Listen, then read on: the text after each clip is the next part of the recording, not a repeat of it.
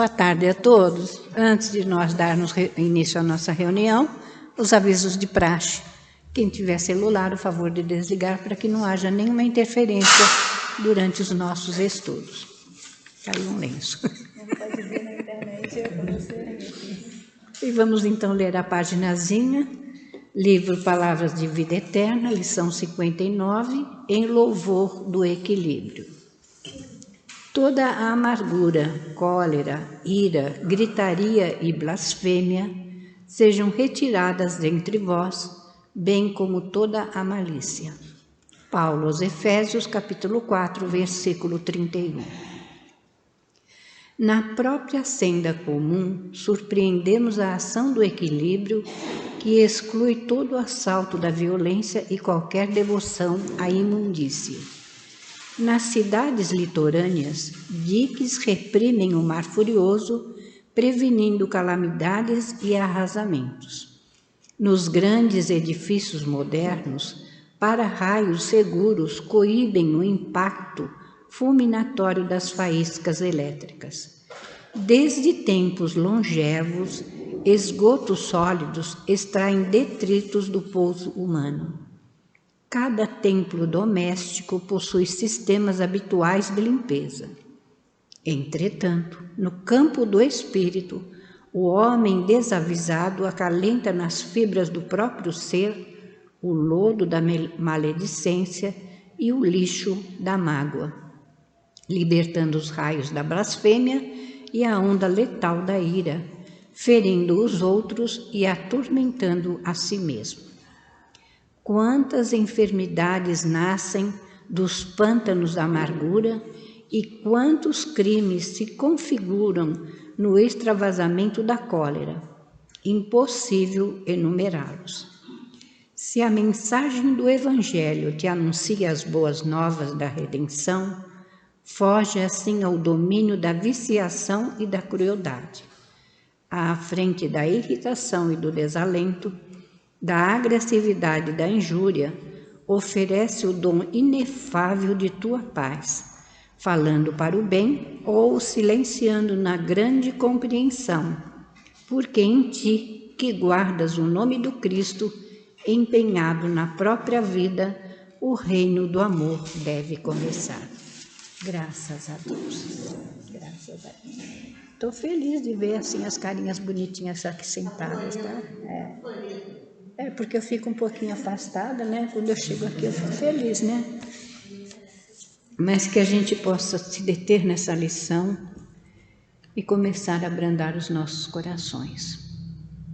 Confiar que Deus está tomando conta de tudo e que o que acontece fazem parte da nossa caminhada evolutiva. Nós temos que ter mais fé e mais esperança de que tudo isso é um saneamento no nosso planeta. É a preparação para o mundo da regeneração.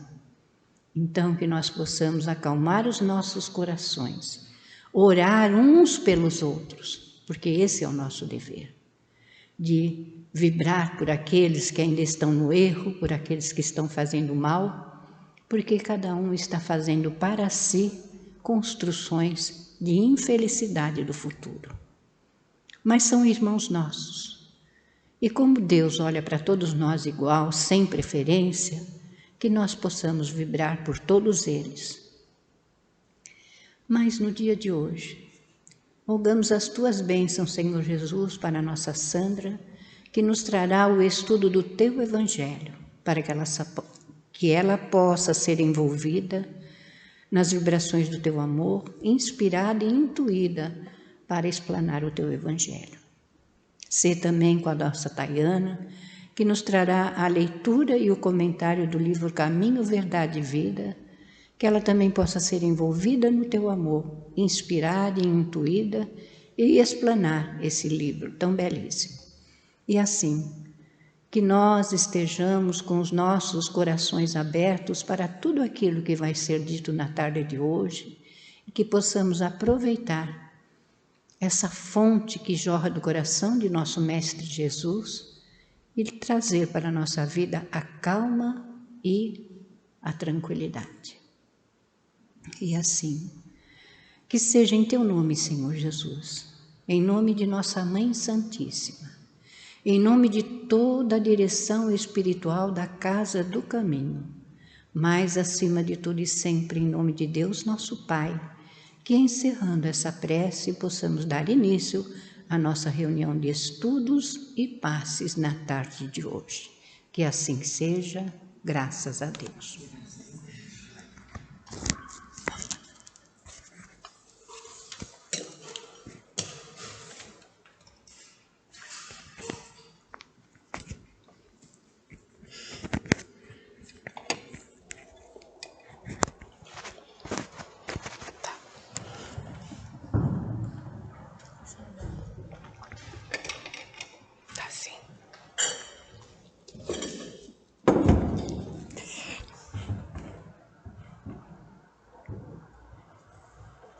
Boa tarde a todos. Estão me ouvindo bem? Sejam todos bem-vindos à nossa casa de amor, de alegria, de acolhimento. E hoje a gente traz para vocês o capítulo 7, que tem como título Os Bem-aventurados, os Pobres de Espírito. E o tema mais específico é Mistérios ocultos aos sábios e aos prudentes. São os itens 7, 8, 9 e 10.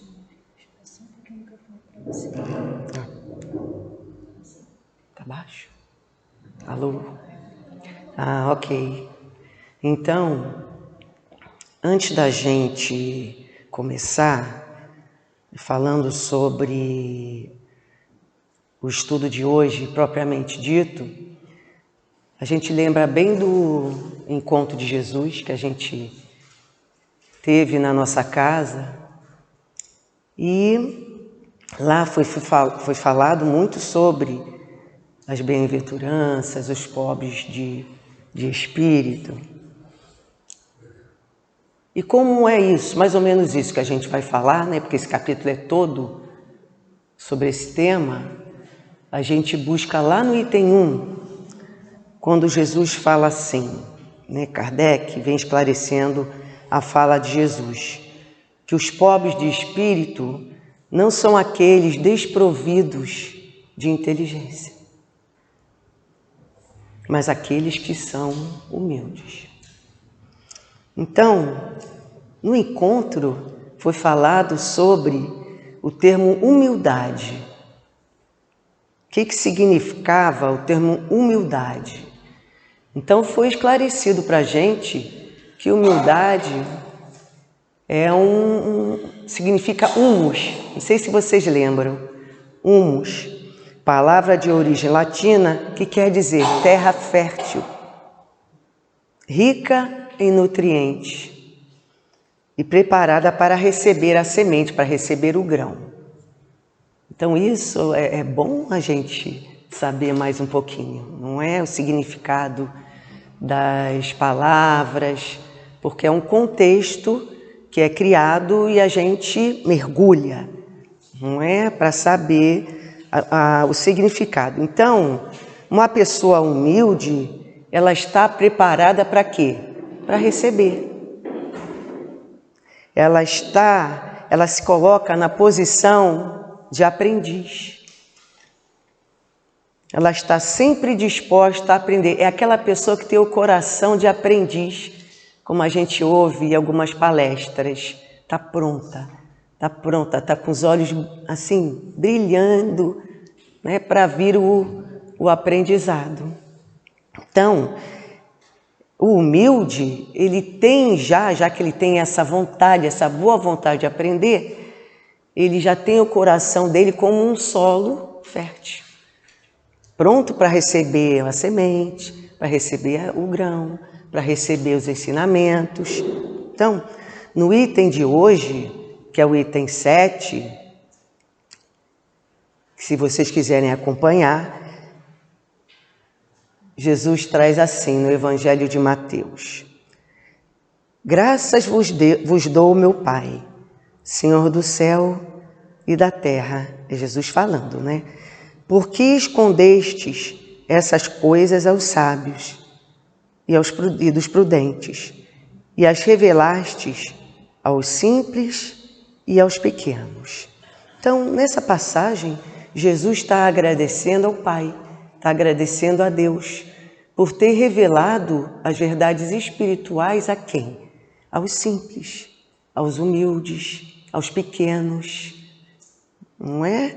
Então, esses, como a gente falou anteriormente, que estão aptos a receber as novas ideias, a boa nova, as boas notícias, vontade de aprender, vontade de melhorar. É diferente quando Jesus agradece a Deus por não revelar, por ocultar as verdades espirituais àqueles que são os sábios, que são os prudentes, não é? Que possuem grande capacidade, grande conhecimento. Por quê?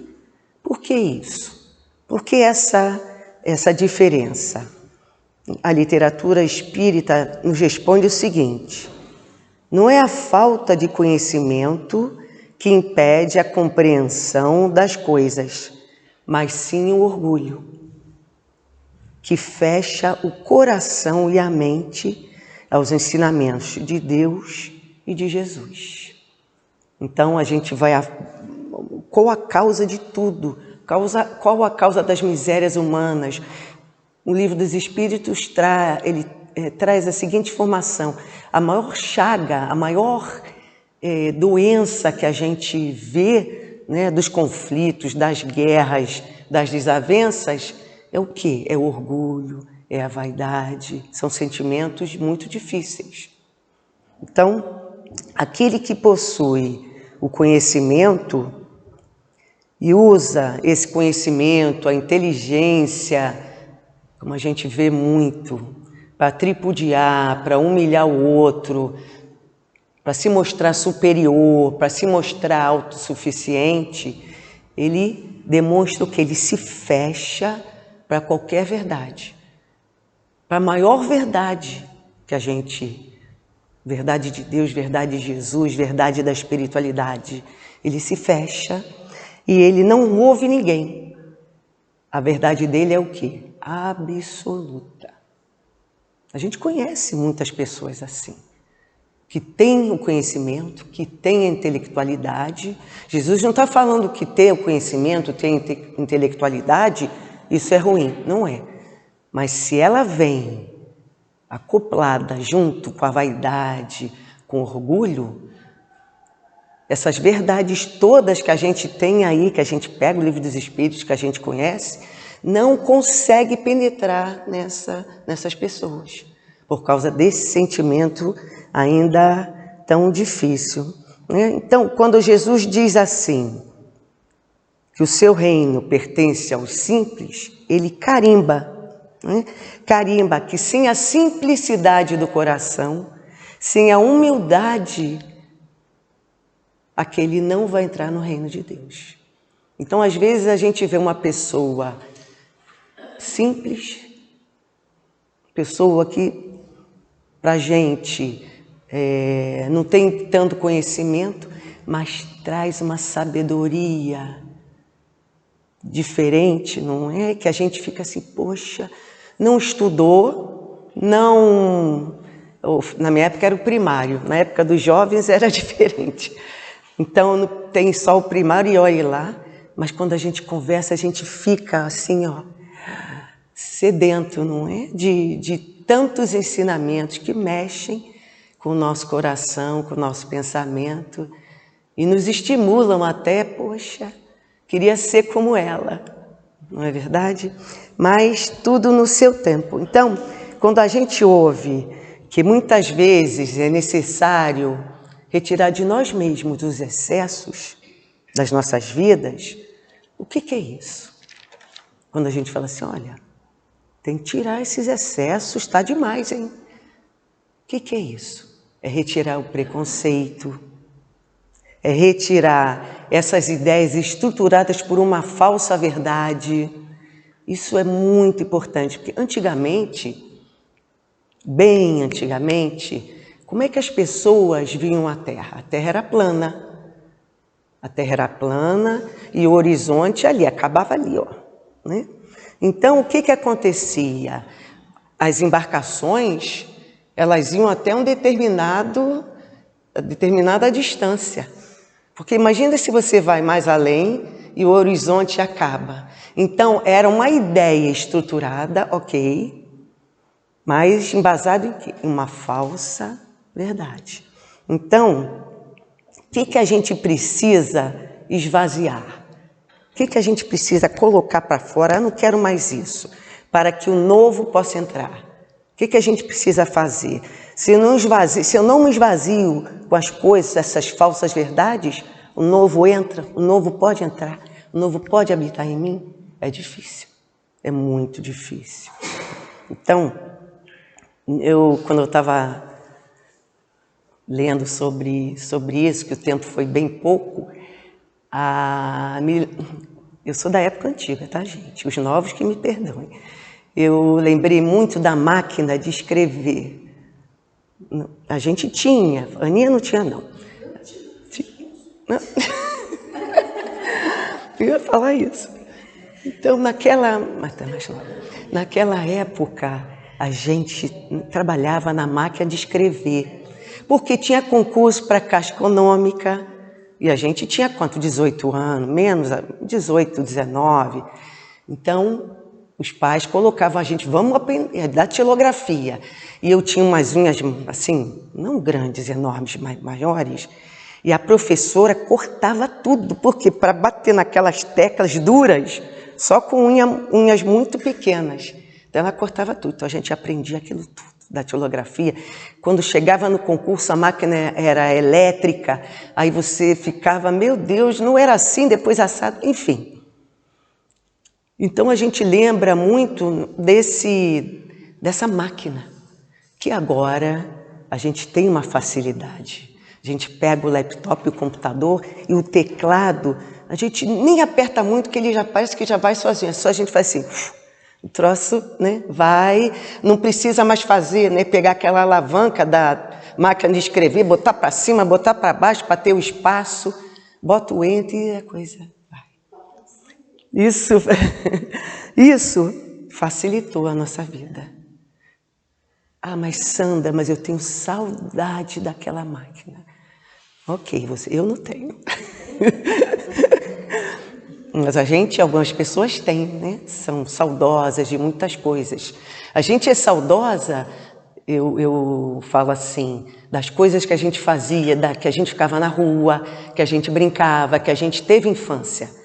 Então, é diferente. Hoje em dia, as crianças, para ir para a rua é muito difícil. Para ficar na rua é difícil, há muita violência. Na época, né, um pouquinho anterior, a gente ficava na rua até tarde, não tinha tanto perigo assim. Mas em relação ao progresso das coisas, é fantástico. É maravilhoso. Então, eu falo assim, essas coisas vieram para quê? Para somar. É o progresso. E a lei está aí, é de progresso. Então, a gente tem que aproveitar, né, estarmos abertos para o novo, não ter medo, não ficar com receio. Eu lembro que antes, agora eu estou mais ousada, eu pegava o celular e olhava e fazia, se eu apertar isso pode dar confusão. Aí meu filho fala, mãe, aperta. É um medo que a gente tem, não sei se é uma geração que tem medo, que tem um receio, que tem uma cautela, é medo mesmo, não é? Mas aí a gente vai aprendendo as coisas e eu lembro, só rapidinho que eu vou voltar para a lição de hoje. Eu tive que trabalhar em Curitiba, então lá alguns professores já mexiam no computador, então, e eu não sabia nada, era um colégio assim bem legal. Aí perguntaram, você sabe mexer em computador? Eu falei, não. Aí a coordenadora falou, mais uma que não sabe mexer. Tinha outras mexiam. Então, eu tive que aprender na marra. Eu chorava para aprender a mexer naquilo. Travei vários computadores da escola, né? Aquela confusão toda. Mas eu falo para vocês, foi uma época de aprendizado.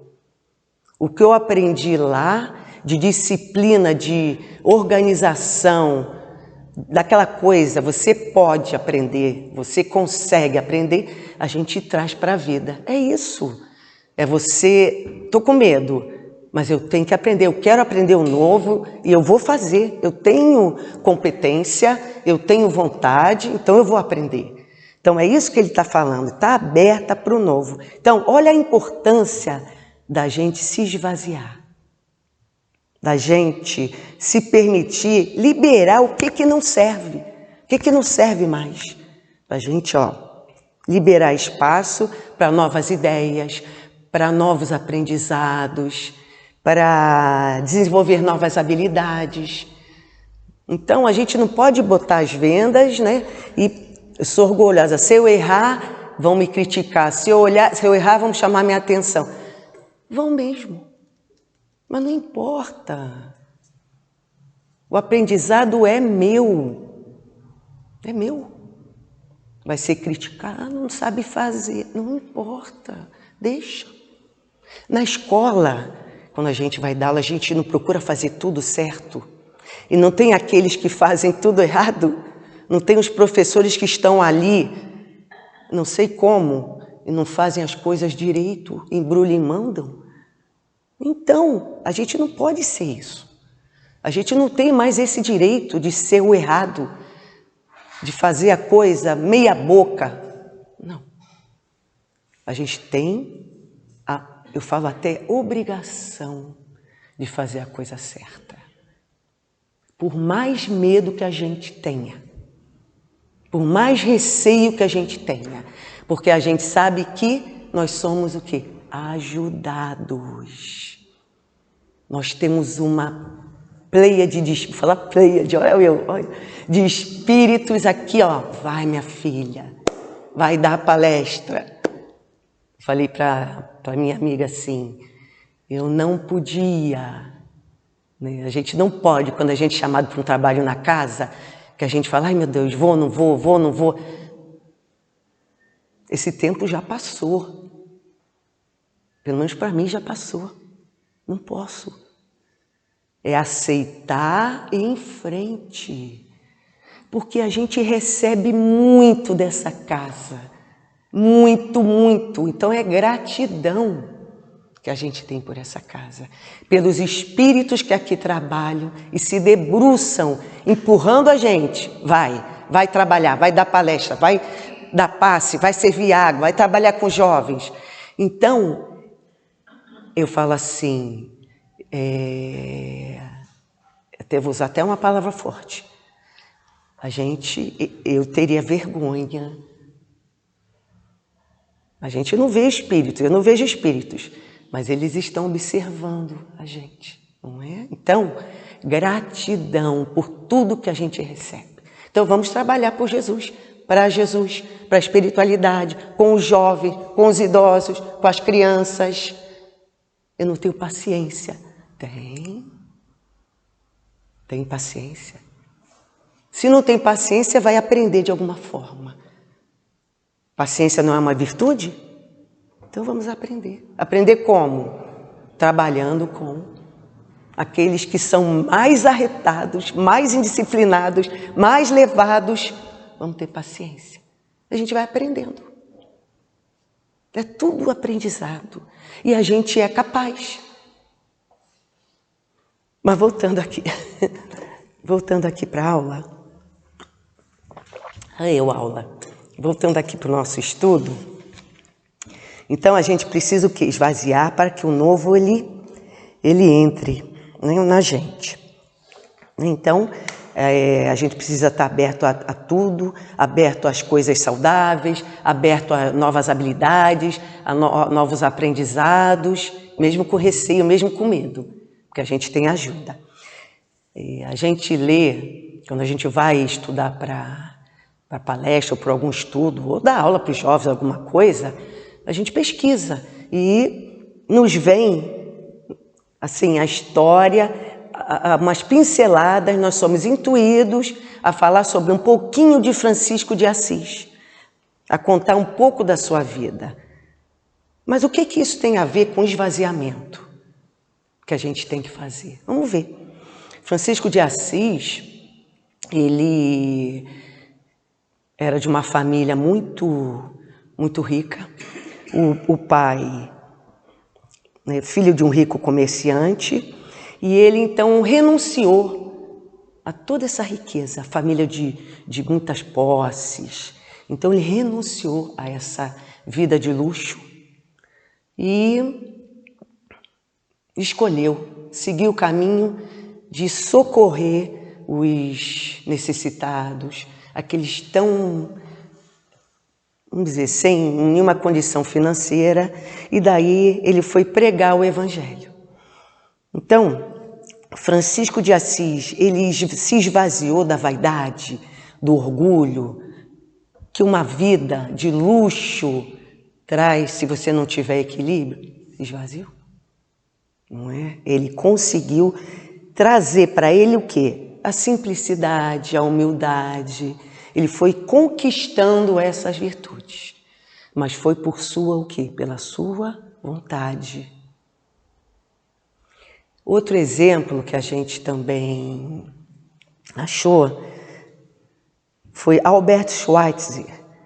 Tem até um livrinho pequeno que está ele na capa. Então a gente vai trazer só um pouquinho. Ele era um filósofo, músico, um médico alemão, que aos 30 anos foi estudar medicina. Então era um médico conceituado, era um médico que tinha ali uma clientela grande, o seu valor. E de repente dá um clique, vira a chavinha ali e ele vai para a África, para medicar na África, para atender aquele povo tão sofrido, tão necessitado de ajuda. Lá não tinha hospital, lá não tinha ambulatório, então ele foi, alguma coisa mexeu ali, ele esvaziou aquelas coisas que ele tinha e partiu para ajudar aquele povo tão sofrido. Então, a gente pode pensar assim, essas pessoas, elas são pobres de espírito, esses dois exemplos. Elas se esvaziaram das coisas de vaidade, de orgulho. Elas priorizaram o que Jesus ensina para a gente. Servir ao outro, servir ao próximo de alguma forma. Eles foram ao máximo. Foram para outro país, o outro largou a vida de luxo. Eu falo que foi ao máximo porque é difícil. Você largar uma vida de conforto, de tudo para ajudar aqueles tão necessitados. Então, mas qual é o maior tesouro? São pessoas que, vamos pensar assim, os maiores tesouros que essas pessoas tiveram foram os títulos acadêmicos, doutorado, mestrado. Isso é importante. Às vezes a gente fala assim, parece que não é importante. É importante, mas é só isso? São só os títulos? Não é, não são só os títulos. Eles, esses dois exemplos, eles entenderam que não há como ser feliz numa sociedade enquanto alguém está sofrendo. A gente não pode ser feliz. Embora a gente queira ficar na nossa casa, isolado do mundo, na nossa zona de conforto, porque a gente ainda pensa só na gente. É o eu, é o eu, é o eu. O outro está lá. Eu não estou sofrendo, não é comigo. Então deixa lá. Deus toma conta. Mas a gente não pode ser instrumento do bem. A gente não pode ser uma pessoa que vai ajudar de alguma forma, fazer uma prece. Mas eu não tenho condições financeiras para ajudar. A gente ouve sempre aqui nas palestras. Façamos uma prece para aqueles necessitados. Prece, não precisa pagar, precisa. Cansa? Não. Albinha falava assim, falava na palestra, quando vocês forem dormir, não façam prece deitados, porque quando vocês começarem, ó, meu Pai, ajuda, me proteja, vocês já vão dormir, dá um soninho. Então, façam a prece em pé. Porque aí você está, né, prestando atenção, nem que você agradeça. Ó, Pai, agradeço pelo dia de hoje, muito obrigado, gratidão. Que seja teu instrumento de amor, de paz, de alegria, de coragem. Acabou. Então, a gente não pode mais ficar insensível, né, diante do sofrimento, das dores, né, de ser indiferente, não se comover com o sofrimento do outro. Não importa, né, esses dias nós tivemos uma notícia que foi boa, né, chegou a paz lá naquele conflito. Não importa quem fez, quem deixou de fazer, quem foi o instrumento. Mas só de você ouvir a palavra paz, como as pessoas vibraram, e a gente também. Porque no fundo a gente quer isso. Nós não fomos criados para a guerra, para sermos belicosos, toma lá, dá cá. Não. Nós fomos criados para sermos mansos e pacíficos, como o encontro, né, falou bem perto do nosso coração. Então a gente tem que buscar muito esse exemplo e vibrar com essa situação. Eu trouxe um exemplo da minha realidade, da minha vida, do meu cotidiano em relação a sofrimento, em relação a essa falta de motivação. Tem uma turma na escola, não podia deixar de falar, né, Sandra? É do 8º ano. Eles são carinhosos, amorosos, mas eles não têm aquela vontade de estudar. Eles não têm essa motivação, esse brilho nos olhos de querer ser alguém, de querer continuar a estudar, de fazer um ensino médio. Não. Eles pensam, a realidade deles é o quê? Jogador de futebol, o outro entrar na internet, ter vários seguidores. Então isso me deixa um pouco incomodada. Mas, Sandra, ele pode ser jogador de futebol, conseguir a carreira. Ok, pode. Mas se não der certo, você tem que ter uma segunda opção. Uma opção só. Eu falo para eles, eu faço assim, sopro para o universo, meu filho, que você seja um jogador digno, ajude. Não, eu vou comprar casa para minha mãe, ai, graças a Deus. Mas você tem que ter uma segunda opção. Então vamos aprender, vamos estudar. E a gente vai com jeitinho. Tá ok. Mas a motivação ali é difícil. Aí eu fui pegar um pouco de água, esqueci minha garrafa em casa, e fui na direção, ali tem um bebedouro limpinho, e enchi meu copo de água. Aí quando eu entrei na sala, na secretaria, encontrei uma jovem, ela deve ter agora uns 22 anos. Aí eu olhei para ela, porque eu sou curiosa. Aí eu pergunto, professor é assim, né, Ana? A gente pergunta, você está precisando de alguma coisa? Está procurando quem? Porque a gente vê tanta gente entrar ali e ficar esperando uma hora para ser atendida, então vamos agilizar. Aí eu perguntei, o que você está esperando alguém? Aí ela olhou para mim e falou assim, Sandra, eu fui sua aluna. Aí eu falei, qual é teu nome? Aí ela, Sara. E o sobrenome? Gonçalves. Eu falei, há quanto tempo você estudou aqui? Estudei em 2009, então é muito tempo. Aí também minha memória, né? Aí ela foi, fui tua aluna do André, sua, tá. Eu falei, e o que você faz agora? Eu estou terminando a economia na UFRJ. Ai, aquilo para mim, meu coração saiu pela boca. Eu não sabia o que eu fazia, se eu abraçava, se eu levava ela no colo. Aí eu falei assim, Sarinha, você vai, se você puder, eu vou pedir a você para dar o seu testemunho lá na 1803. Você vai falar essas coisas que você estudou na escola. Pode deixar, professora, eu vou com o maior prazer. Aí foi ela, aquela menina, era uma menina, cabelo lisinho, toda arrumada. E lá foi ela, entrou na sala, entrei com ela e falei, pessoal, hoje tem uma novidade, tem ideias novas, coisas novas para vocês. Aí a Sara começou a falar que estudou na escola, na Leocádia, que ela foi aluna de fulano, ciclano, ciclano, que era difícil estudar, que ela não tinha vontade de estudar, mas que era necessário estudar. Então ela terminou o 9º ano na escola e prestou concurso para a Escola Técnica Federal e passou. Depois da Escola Técnica fez vestibular e passou. Então ela foi falando e ela articulada, ela falava de um jeito que contagiava, eles ficaram assim, ó. Parece que hipnotizadas, as meninas respiravam com uma alegria, mexeu, eu falo para vocês, mexeu com todos? Não, com todos eu também não sou, mas mexeu com alguns, mexeu. Então isso é fazer a nossa parte, é estar atento, o que a gente pode fazer para motivá-los.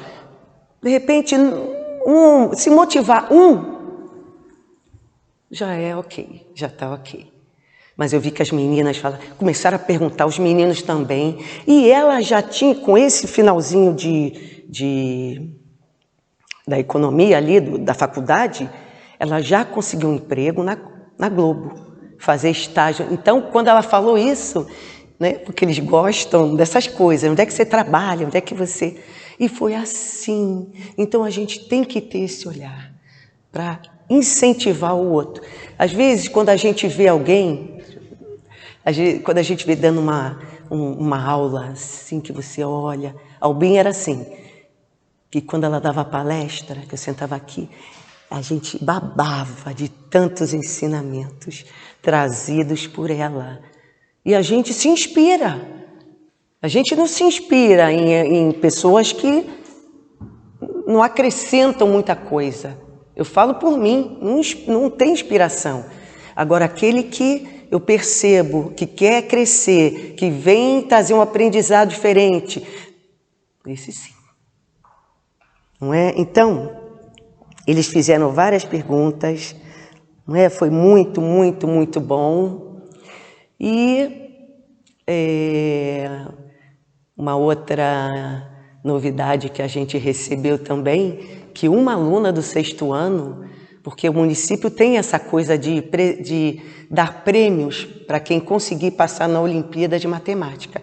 Então, a aluna do 6º ano conseguiu passar. Não é minha aluna, não estou falando isso não é minha aluna, mas não importa. Ela conseguiu um prêmio, e o prêmio é uma viagem para a Disney. Então, olha, uma menina que mora ali, né, na Redondeza, que de repente não sabe nem o que é um cinema, não vai a nenhum lugar, mas olha que prêmio, que merecimento e trabalho dela, mérito dela.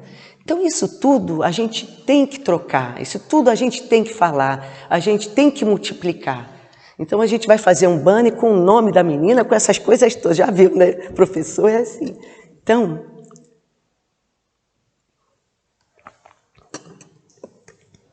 e não é diferente aqui na Casa do Caminho. Quantas vezes a gente vê um jovem entrar com a cabeça mais baixa e a gente tem que estar atento, porque o que está acontecendo? É como eu falei anteriormente, a gente não pode ficar indiferente. Ah, ele é bagunceiro, mas hoje ele veio calmo, veio meio para baixo. Ah, graças a Deus ele está com a cabeça baixa. Não, por que ele está assim? Tem uma explicação, tem um porquê. Às vezes a gente está tão atarefado, é esvaziar aquela nossa apatia. A às vezes coloca a venda, não quer ver, deixa ele estar calmo hoje, graças a Deus. Quantos professores falam assim, fulano veio? Não, graças a Deus ficou em casa. Não é? Mas é o contrário. Que bom que ele veio. Ah, mas ele quer ficar fora da sala. Não, ele vai ficar na sala. Porque ele vai conversar comigo, ele vai... Tem uma série de situações que a gente tem que ter olhos para ver. Não é? Já falei muito da escola. Então, no item 8, vamos lá. A gente já leu o item 7. No item 8, vamos lá. Pode parecer, comentário de Kardec, pode parecer estranho que Jesus dê graças a Deus por haver revelado essas coisas aos simples e aos pequenos, que são os pobres de espírito, e de tê-las ocultado aos sábios e aos prudentes, aparentemente mais aptos a compreendê-las. É preciso entender que simples e pequenos, os humildes, os que se humilham diante de Deus e não se consideram superiores a ninguém, e por sábios e prudentes, os orgulhosos, envaidecidos com o seu saber mundano, que se creem prudentes, porque negam e tratam a Deus de igual para igual, quando não o negam.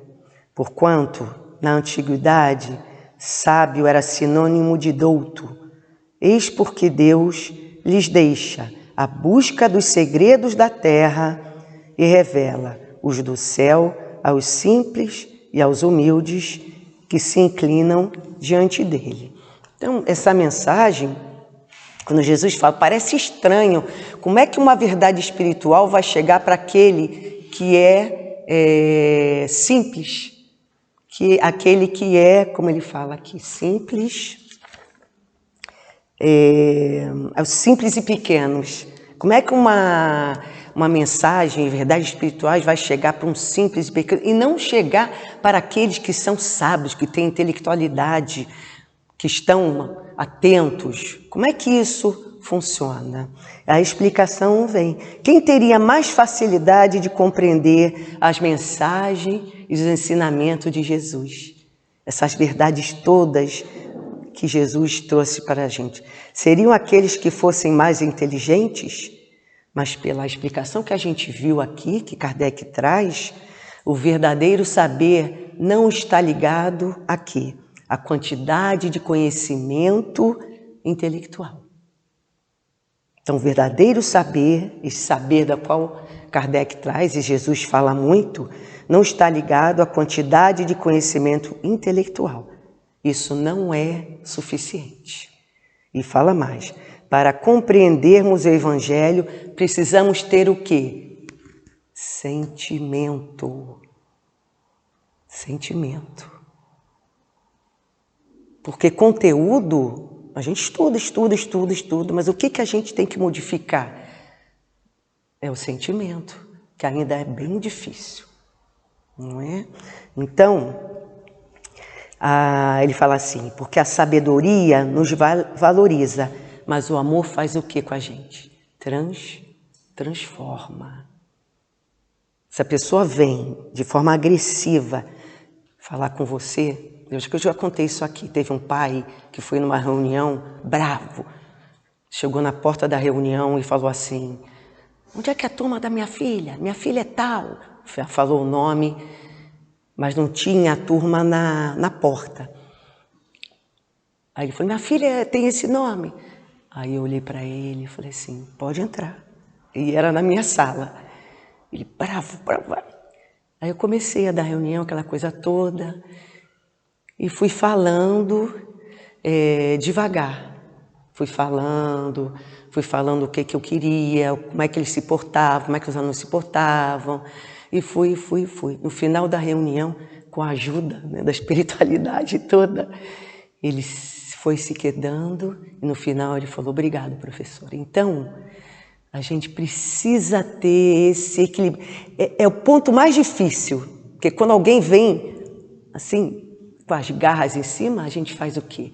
A gente é reativo, a gente reage. A gente reage. Mas a gente está a caminho. A gente já não reage como reagia antes. Se a gente olhar para trás, a gente fala, poxa, graças a Deus, eu já não boto o pé na frente para o outro cair, não é? Graças a Deus. Mas a gente ainda fala, a gente ainda é maledicente, a gente ainda tem inveja. Mas vamos por partes, né? Vamos devagar.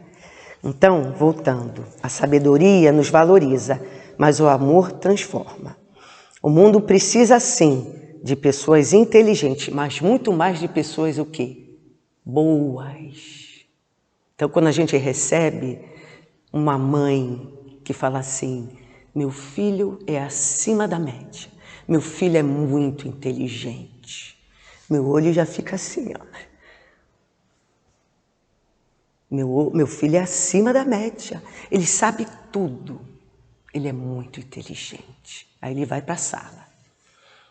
Tá. Aí começa a tripudiar o colega, a fazer bullying com o colega, a maltratar o outro, a humilhar, a se achar superior, a responder às perguntas do professor. Geralmente eu desvio. Quando tem um aluno que é muito... Senão o ego dele, gente, a gente não vai estar ajudando de que forma. Claro que eu não vou isolar, não vou fazer isso. Mas a direção tem que ir um pouquinho assim, ó. Né, Aninha? Então, a gente tem que perceber que quando vem alguém assim, né, com essa aptidão, com essa qualidade de ser muito inteligente, a gente tem que perceber. Ele tem bons hábitos? Ele aprendeu a ter bons hábitos? Porque a primeira coisa que a gente vê é a inteligência. Meu filho passa em tudo que é concurso. Mas como é que ele se comporta diante do próximo, diante da vida? Do que adianta a gente ter gênios, filhos inteligentes, se mais tarde, se a gente não desse botar na forma é uma palavra muito forte, mas orientá-los, né? Senão a gente, lá na frente, a gente vai ver o quê? Filhos egoístas, filhos mimados, filhos que não têm respeito com ninguém, que não sabem qual é o limite. Então, individualistas, não é mesmo? Então, a literatura fala assim, esse tipo de educação que não está nos livros, nem nas escolas, está no exemplo que os responsáveis estão dando. Está no carinho que eles recebem, ou não. Está na atenção que eles recebem. Às vezes recebem mais, ou às vezes não recebem nenhuma atenção. Na disciplina, nos limites. Então, as lições todas, né, estão dentro de que sentimento? Do amor mesmo. Do exemplo do responsável, do pai, da mãe, do tio, não importa. Quando, né, a gente recebe, como eu falei anteriormente,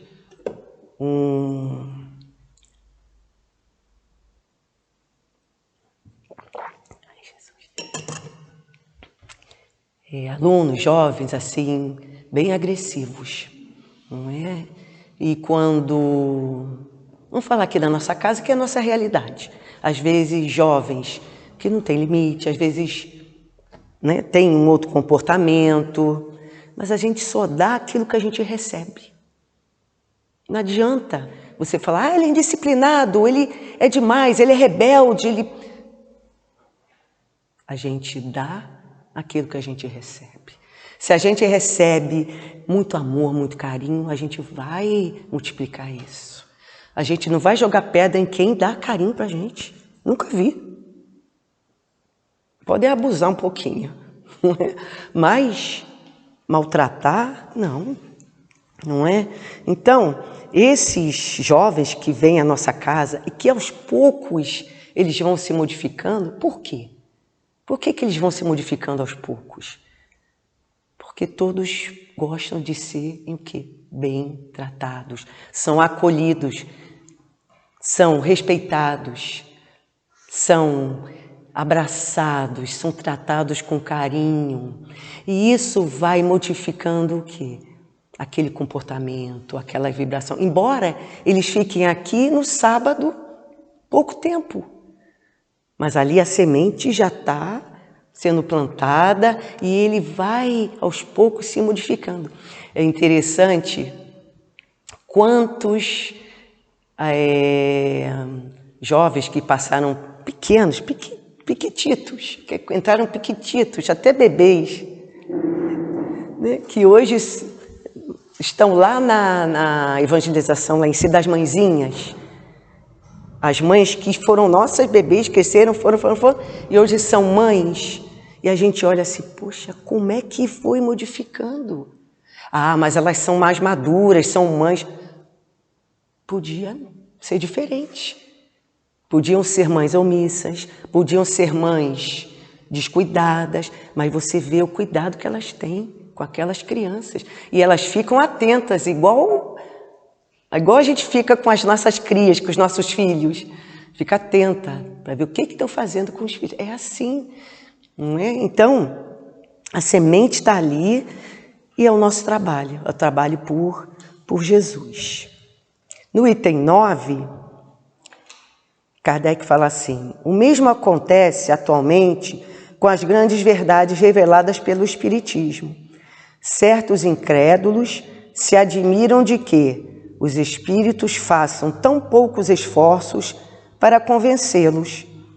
É que os espíritos se ocupam com aqueles que buscam a luz com boa fé e com humildade, de preferência aos que creem possuir toda a luz e parecem julgar que Deus deveria ficar satisfeito em conduzi-los até Ele, provando assim a sua existência. Então, Kardec, aqui nesse parágrafo, né, ele fala, por que os espíritos não convencem aqueles que, né, não aceitam as verdades trazidas por Jesus, que não aceitam Deus, que não acreditam em Deus, que não acreditam no poder de Deus? Por que a espiritualidade não fala assim, poxa, você não está vendo? Está claro que Deus existe, está claro que Ele criou todas as coisas, que Ele sempre é o Pai justo, misericordioso.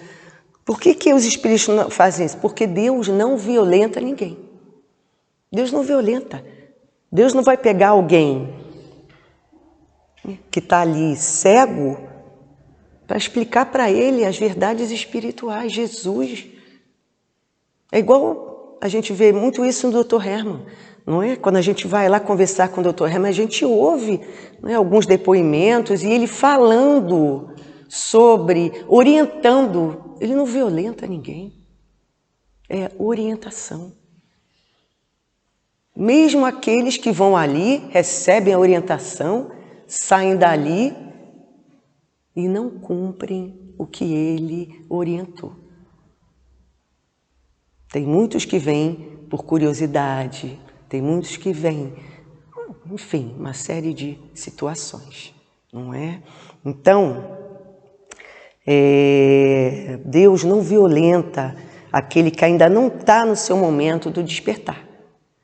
Então, fala assim, a doutrina espírita veio para explicar o que está oculto. Mesmo com toda a explicação, muitas pessoas se negam a enxergar essa verdade. Por quê? Por qual sentimento? Por que eu não quero enxergar uma verdade que é só a minha verdade que tem que prevalecer, é a única? Por qual sentimento eu não tiro essa venda dos meus olhos? É pelo orgulho. Acima de mim não tem ninguém. É isso que eu penso, é esse sentimento que eu tenho. Ele fala, o orgulho é a catarata que lhes fecha a visão. De que vale apresentar a luz a um cego? Não é verdade? Então, Deus não violenta ninguém.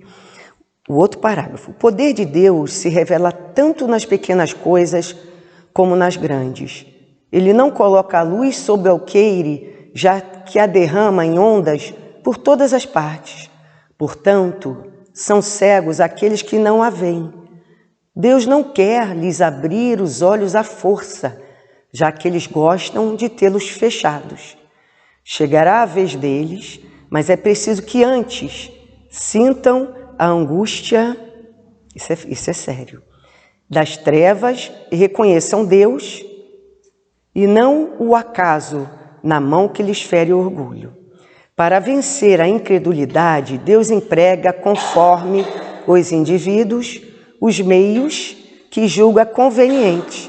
Não é o incrédulo que deve prescrever o que ele deve fazer ou lhe dizer: se vós, Deus, quiserdes me convencer, é preciso proceder desta ou daquela maneira, em tal momento, e não naquele outro, porque é esse momento que me é conveniente. Quem são essas pessoas, esses espíritos que vão ordenar a Deus de fazer alguma coisa? É muita pretensão. Então, são palavras trazidas por Kardec, palavras duras, que refletem o processo evolutivo que cada um está, que cada espírito está. A gente sabe que cada vez mais a gente precisa se aproximar das leis de Deus, cada vez mais. E a gente ainda continua rebelde às suas leis. Então, toda a nossa caminhada, toda vez que a gente se aproxima das leis, que a gente tem a certeza que é isso que a gente deve fazer, que a deve respeitar, que a gente deve obedecer a essas leis, o sofrimento que chega até nós, ele é mais suave, porque a gente tem um entendimento diferente. Se a gente botar na balança a pessoa que não tem um entendimento de Deus, de Jesus, dos seus ensinamentos, e a outra que tem, que já tem um olhar diferente, quem é que, não sei se eu posso falar isso, quem é que vai sofrer, vai ter um entendimento maior? Aquele que consegue enxergar Jesus e os seus ensinamentos, que ele que traz o consolo e conforto para o coração. Não é? Então, é importante que a gente internalize essas coisas para a gente cada vez mais se aproximar, da gente respeitar essas leis e obedecer.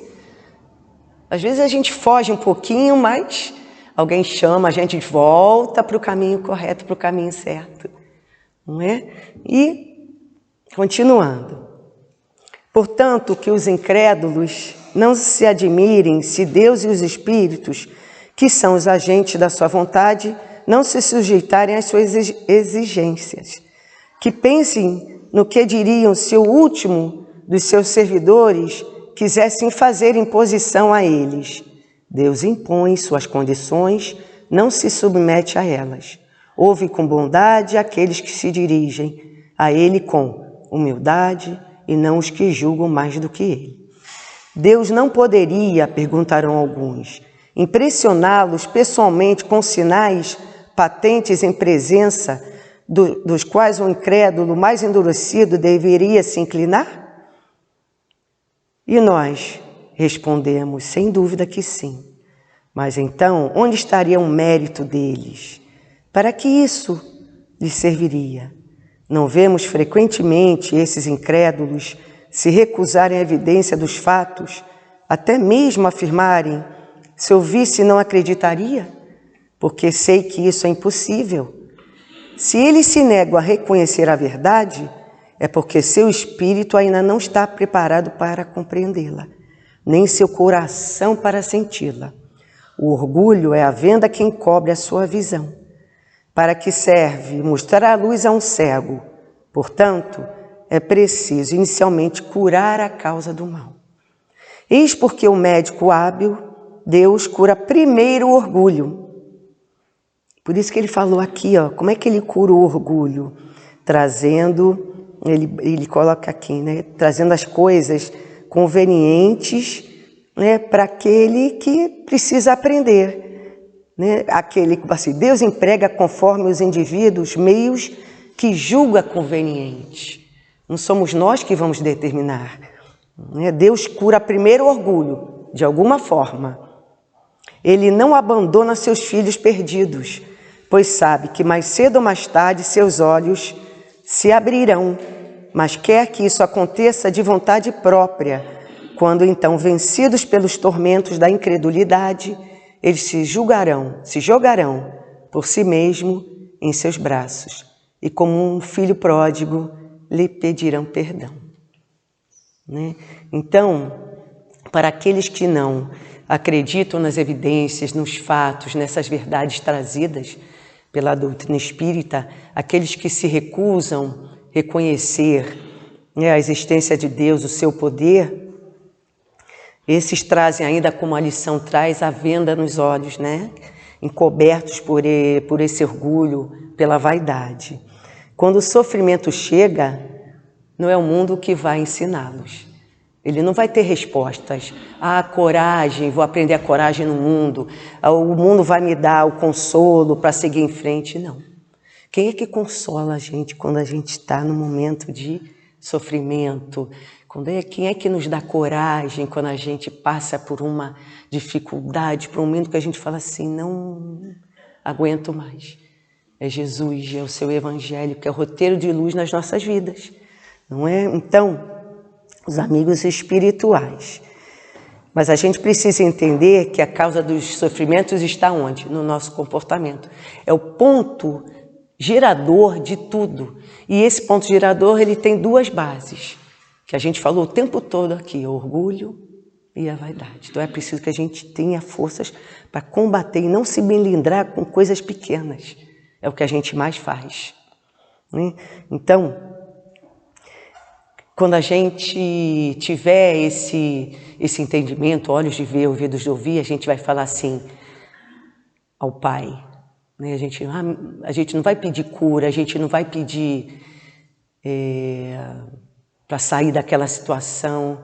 A gente vai pedir assim, Pai, me dê força e coragem para seguir em frente, para eu ter coragem,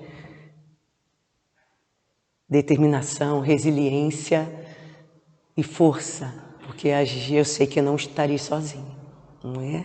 Então é uma prece curta, simples, mas falada de coração, ela rasga os céus, como a gente sabe.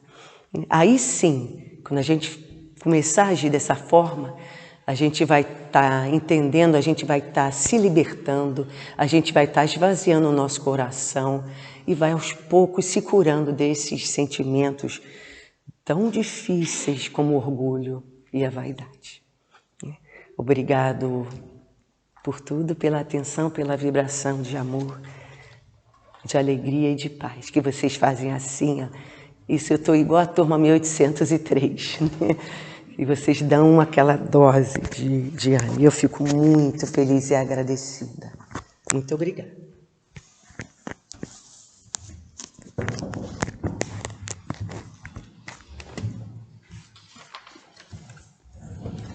Todos nós, né, agradecidos aí pelas reflexões dessa tarde. E dando prosseguimento, vamos à leitura do livro Caminho, Verdade e Vida, psicografia de Francisco Cândido Xavier, pelo Espírito de Emmanuel, capítulo 4, Trabalho. E Jesus lhes respondeu, meu Pai obra até agora, e eu trabalho também. João, capítulo 5, versículo 17. Em todos os recantos observamos criaturas queixosas e insatisfeitas. Quase todas pedem socorro. Raras amam o esforço que lhes foi conferido. A maioria revolta-se contra o gênero de seu trabalho. Os que varrem as ruas querem ser comerciantes. Os trabalhadores do campo prefeririam a existência na cidade. O problema, contudo, não é de gênero de tarefa, mas o de compreensão da oportunidade recebida. De modo geral, as queixas nesse sentido são filhas da preguiça inconsciente. É o desejo ingênito de conservar o que é inútil e ruinoso das quedas no pretérito obscuro. Mas Jesus veio arrancar-nos da morte no erro. Trouxe-nos a bênção do trabalho, que é o movimento incessante da vida. Para que saibamos honrar nosso esforço, referiu-se ao Pai que não cessa de servir em sua obra eterna de amor e sabedoria e à sua tarefa própria, cheia de imperecível dedicação à humanidade. Quando te sentires cansado, Lembra-te de que Jesus está trabalhando. Começamos ontem nosso humilde labor e o Mestre se esforça por nós desde quando? E assim as luzes se apagarão, os médios se encaminharão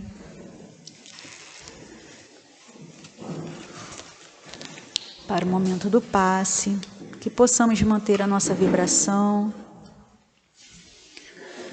Que Deus, nosso Pai, Jesus, nosso divino médico, queridos amigos espirituais, rogamos as vossas bênçãos de amor, de paz, de equilíbrio e de cura para todos nós que aqui estamos. Que os bondosos amigos espirituais encontrem em nós as disposições para o bem. Que seja em teu nome, em nome dos bons espíritos e, acima de tudo, em nome de Deus, que possamos iniciar o passe. Graças a Deus. Que essa lição complementar do livro Caminho, Verdade e Vida, complementar ao Evangelho, que reforça a importância do trabalho, chegue até nós com vivacidade. Leon Denis, em suas obras, fala muito dos missionários que Deus envia aos orbes para o trabalho. Por que Deus se ocupa, se importa com tudo que produz? Pelo nosso bem. O próprio Cristo desmistifica para nós a eternidade como não sendo um local de ociosidade, mas um espaço de maior entendimento, planejamento, renovação para novos trabalhos. Trabalhos que nos levarão à nossa própria melhoria. Somos co-criadores, atuantes na manutenção dessa criação. E com isso temos responsabilidades. Que possamos abrir nossos horizontes, abrir a significação da palavra trabalho.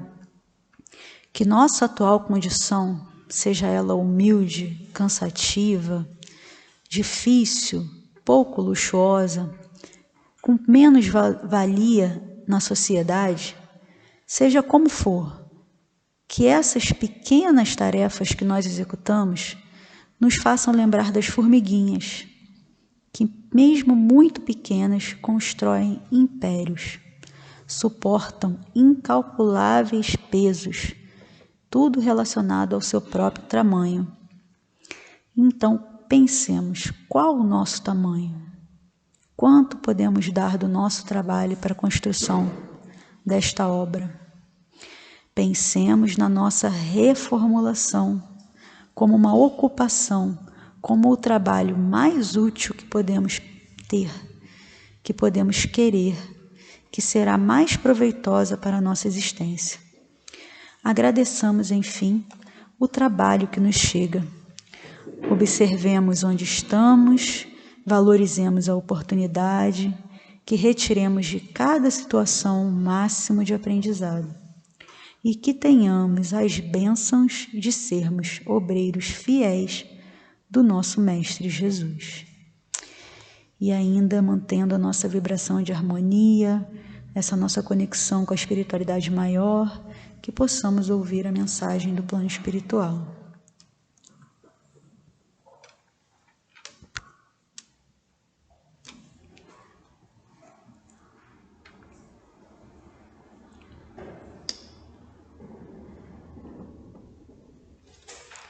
Se Deus, na sua infinita misericórdia e amor,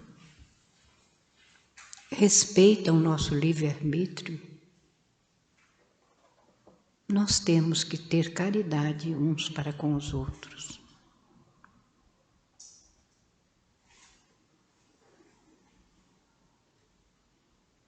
Deus quer o nosso bem. Não existem filhos privilegiados. Todos estão tendo as oportunidades iguais. Mas nem todos ainda querem se comprometer. Mas mesmo assim, ele não deixa de olhar por esse filho que ainda não aceita determinadas situações na vida. Temos que compreender que cada um está num estágio, que a natureza não dá saltos e que tudo está de acordo com a vontade dele. Porque ele sabe o que nós necessitamos e sabe também o que é melhor para cada um de nós. Então busquemos colocar as nossas mãos em ação, olhando os nossos irmãos de caminhada, orando por todos eles, e vamos fazendo a nossa parte, sim, com singeleza e humildade, como Jesus nos ensinou.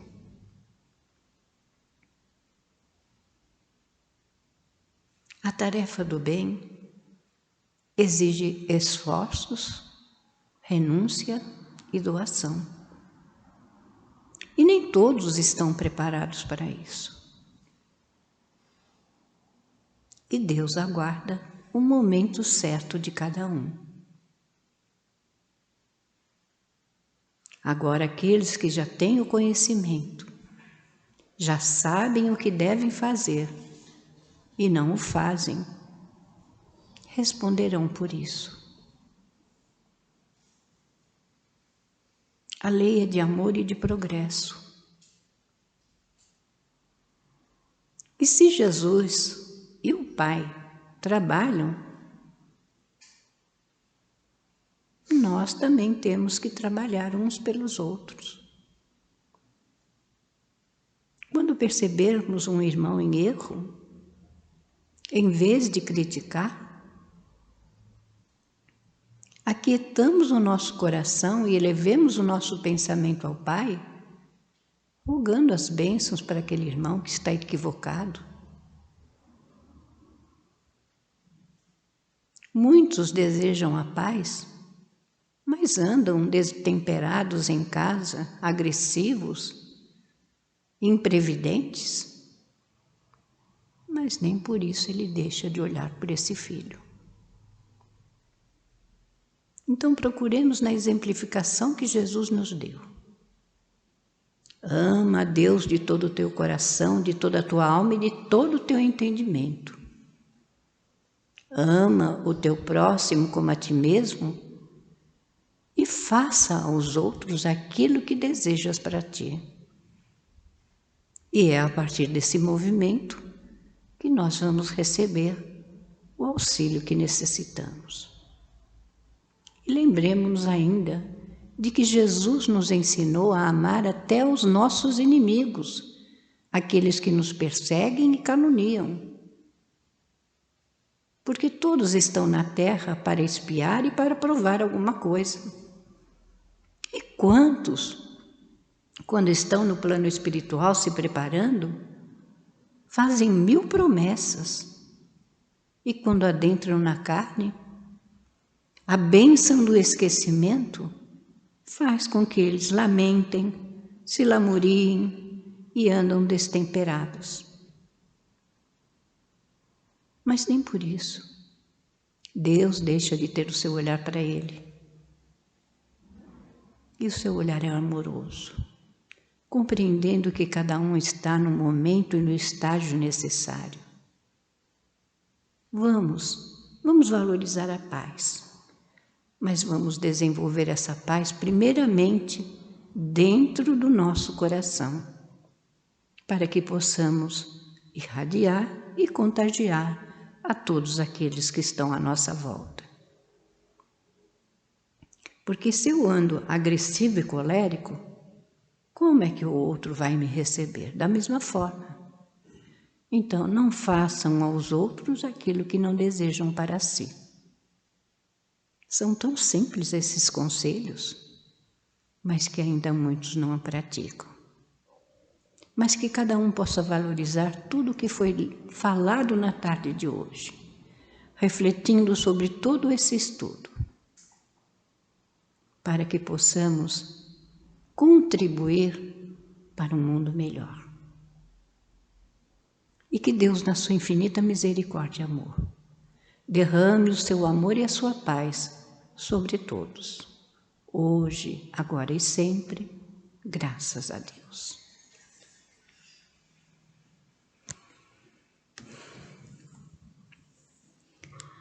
E assim, banhados nesse amor, nessa harmonia, agradecemos a Ti, Senhor, por mais uma tarde, por mais um dia que pudemos refletir e escolher estarmos aqui, nessa casa de amor, de caridade, que tanto nos acolhe e que tanto nos apoia em todos os nossos momentos.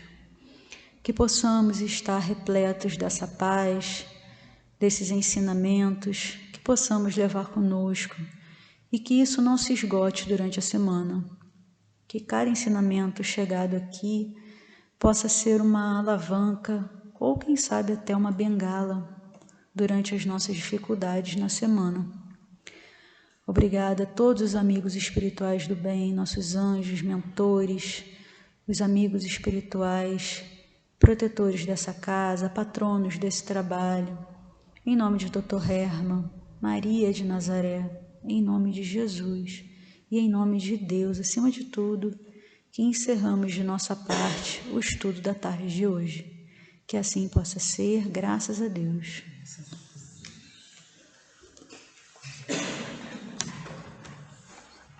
Uma. Nossa, acho que ela passou uma. Mais uma massagem. Tem bolsa? Uma bolsa? Pessoal, antes de vocês saírem, só para comunicar que a gente ainda tem bolsa das assistidas, tá bom? Que a Ana Virgínia está aqui. Então, caso alguém esteja interessado, tá? Em amadrinhar ou apadrinhar, né? Alguém, é só se dirigir para falar com a Ana. Temos... Ela quer falar? Quer falar, Ana? Você quer falar? Temos também o aviso do dia 26 de outubro, o encontro de Bezerra de Menezes. Gostaríamos muito que todos estejam presentes, tá bom? Não é restrito aos trabalhadores da casa, podem vir todos da casa de vocês, convidados, tá? E ademais, caso alguém precise de atendimento fraterno, é só aguardar que vai receber uma palavrinha, tá bom? Que todos possam ir em paz para casa.